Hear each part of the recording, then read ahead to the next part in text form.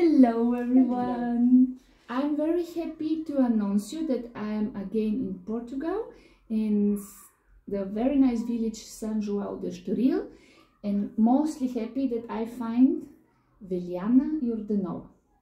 Veliyana is my very first teacher for orchestral praxis, and I remember I started orchestra September 1989 exactly, in Sofia in Bulgaria, and we are very happy to have Veliyana is one of the first member of this great team of the youth orchestra in Bulgaria, which was initiated by Vladi Simionov, and this year we celebrate 70 years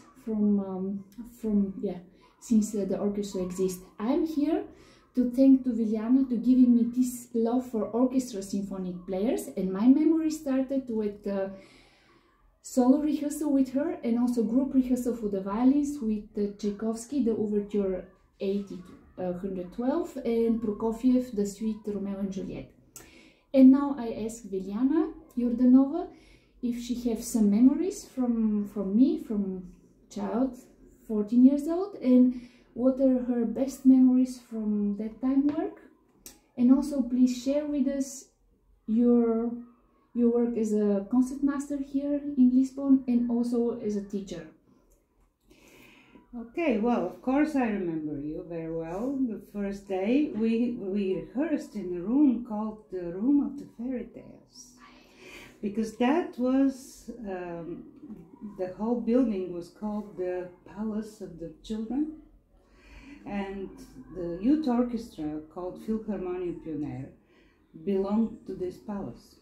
So every rehearsal we rehearsed 2 times a week, every Mondays and Thursday. And everybody came with a big excitement. The repertoire was very difficult for little children, but they were so enthusiastic and so willing to learn and to play that for me it was always a pleasure. I've been there as a member of the orchestra, as a player, from 1969 till 1979. 10 years, and then I went back as a teacher at 1981, and I worked there until I came in Portugal, which is 1990. The great conductor of this orchestra was Professor Vladi Simionov. He was one of the greatest pedagogues and musicians which I ever known. Yeah. I learned from him everything I know now for the orchestra playing. Everything. Would you give us at least one example, because this must be very... And just allow me shortly to interrupt, just to let the audience know. My personal contact with this orchestra started 1989, but my father was also playing there, but he's the generation before you, so that's why it's very important for me that we should hear. Yeah, just one example, like the way of working. For example, one of the very key pieces of the Philharmonia Pioneer repertoire was Beethoven's 7th Symphony. I've worked on it so much with my students that I know it now. I think I can conduct it. I know it so well, the whole score with the numbers and the letters, everything. And not only my part, but also the whole orchestra. That was a hard work, because it was difficult technically for the little children, but with hard work and persistence, the result was fantastic. Always. You know that in 1979 Philharmonia Pioneer went to New York, and the greatest Leonard Bernstein was there, and he conducted a little bit from the third movement of the 7th Symphony of Beethoven, and he said that this is the top of the civilization. Wow. That's where are his words. You can find them everywhere. Yeah. So my work as a teacher was really very enriched by everything I learned from Vladimir.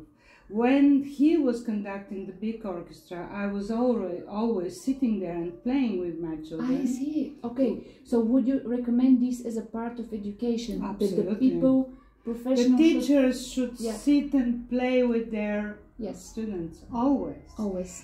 Because the students feel the support and feel much more secure, and they go for it. And do you believe they learn by the body language, even that you don't explain all the time, but just by playing with them? I always played with them in the group rehearsals, which I did. Always played with them. The example of playing and looking at actually at you is the best. Okay, it's the best.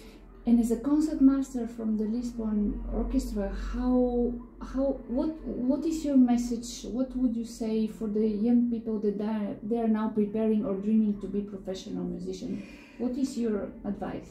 If they want to play in orchestra, please go and do master classes of orchestra playing, not only soloist playing. Okay. Go and try play in a youth orchestra everywhere. In Europe there are so many. And the summer camps, whatever you can do. It's the most important thing, because the solo playing is okay, you have to learn it. But what you learn in playing in a big orchestra with other people is priceless. Okay, and for us as a generation before you as a teachers, would you recommend different age of students in one group of violin for this youth orchestra? Oh, is yes. It also a good idea? It's a very good idea, because the beginners learn from what they hear from the ones which are advanced.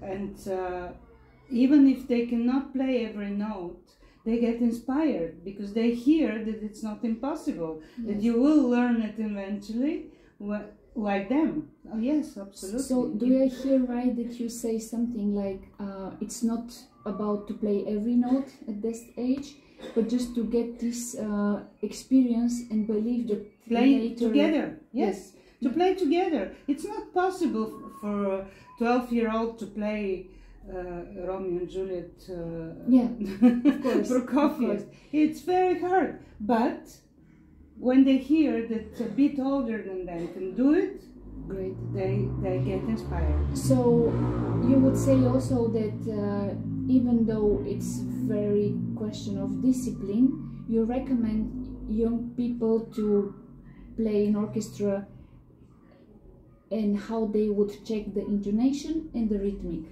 Is it something that we can learn with them in the orchestra? Yes, absolutely. Yes. The intonation among so many instruments is very important, that you can control your own intonation, and the rhythm, of course, is the most important thing. When you see it for the first time in such an orchestra, the only thing you have to worry about is the rhythm in the first place. Interesting point. Not intonation.